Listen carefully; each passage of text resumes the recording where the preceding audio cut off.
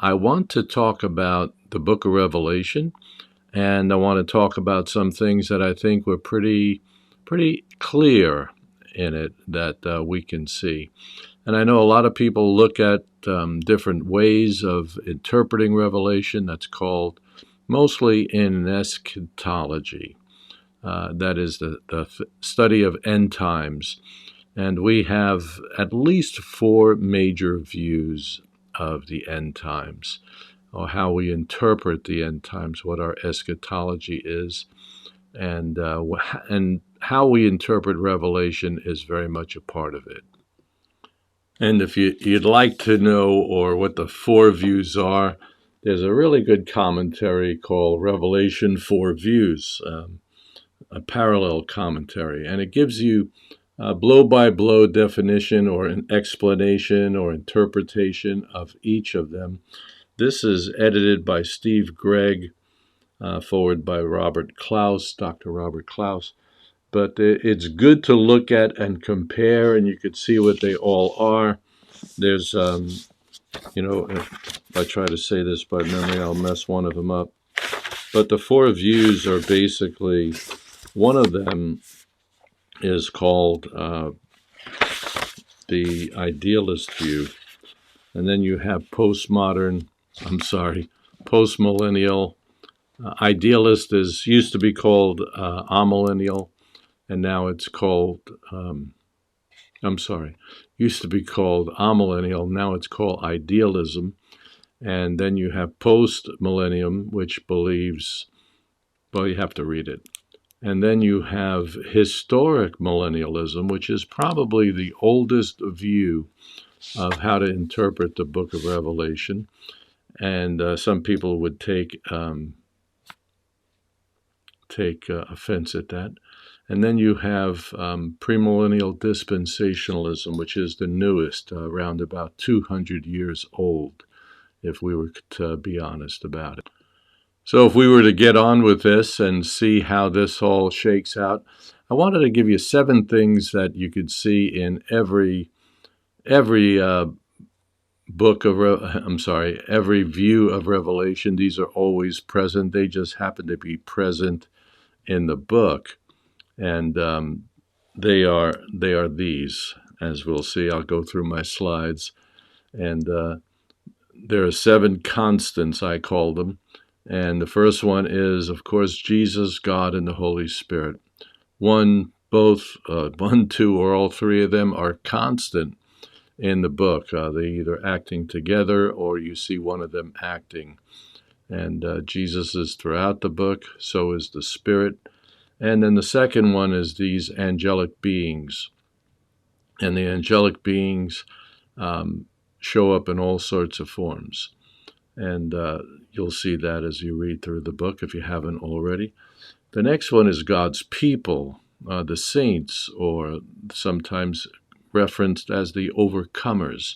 But they are the people that have been redeemed by the Lamb. Hopefully it's you and I that are part of this group. But they are, again, especially in the first half of Revelation, they are there all the time. They do show up in the second half of the book, which I will look at another time. And then you have what's called the earth dwellers. Now, it's never translated that way, but that's the meaning of those who succumb to the beast and the false prophet and the dragon. They basically are the people whose name is not written in the book of life, in the Lamb's book of life. And then finally, you have the enemies of God. And I don't list them all here, but it's Satan and his demons, the beast, and the false prophet. There's any number of them that are trying to get the saints to worship him or worship Satan, worship the beast, worship the false, or listen to the false prophet. But they are the enemies of God. And then you have this constant strife, warfare, and struggle going on. I think that the verses in chapter 12 really are the central point of the book, that there is war in heaven. And it gives us an idea on how we'll overcome. Again, I'll do that at another short not too long from now. And then finally, you have the promised judgment, that God is the judge. We know, the joke, it's a joke. We've read the end of the book. We know who wins. And so we look at that and say that the judgment is coming. Every living being will have to stand before the judgment of God, the judgment seat of God. And for those who have overcome, they are going to go to paradise. It's the dwelling of God. He will dwell with us, and so on, found in chapters 20, 21, and 22.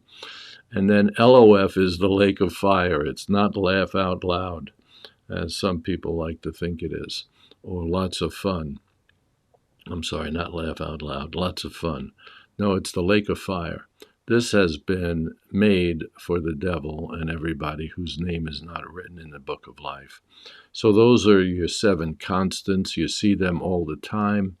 They'll be there front and center as we look at it, as you read through the book of Revelation. So that's what I have for now.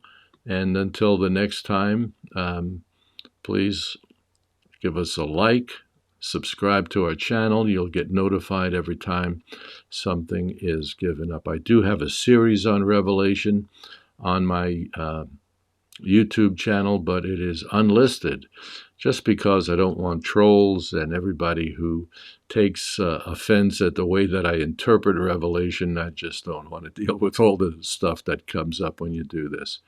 But if you're willing to have an open mind and listen to how I taught it, it's an overview. It's not an in-depth. It's only 6 hour-and-a-half videos that you'll see what we mean by it. Okay, so until next time.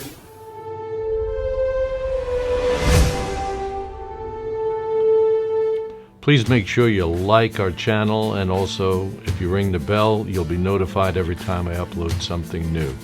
Thanks again.